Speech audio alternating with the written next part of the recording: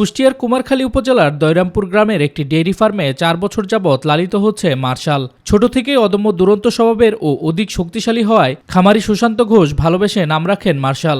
অন্যদিকে একই উপজেলার বারদি গ্রামের খামারি মনিরুজ্জামানের খামারে পরম যত্নে পালিত হচ্ছে বুলেট।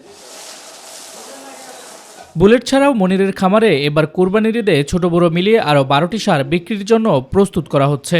তাদেরকে কোনো ক্ষতিকারক ঔষধ ছাড়াই দেশীয় খাবার খাইয়ে লালন পালন করা হচ্ছে।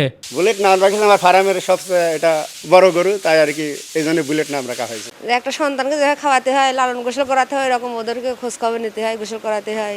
10 লক্ষ টাকার উপর যদি গরুটা বিক্রি করতে পারি তাহলে আমাদের সার্থক হবে যে এত পরিশ্রম বা এত এইভাবে রাখছি। বিশাল আকৃতির ষাঁড় দুইটির নাম বুলেট ও মার্শাল হওয়ায় দূর দূরান্ত থেকে মানুষ আসছেন তাদেরকে দেখতে। শুনলাম যে একটা খামার আছে, তাই একটু দেখে গেলাম, তাই ভালো লাগবে মনের কাছে। গরু বাছুর দেখে আনন্দ লাগলো, আমরা মনে হয় যে আমরা একটা খামার করি। তবে গোখাদ্যের দাম বৃদ্ধি পাওয়ায় গরু মোটাতাজাকরণ প্রক্রিয়া কিছুটা বাধাগ্রস্ত হচ্ছে বলে জানান প্রাণী সম্পদ কর্মকর্তা।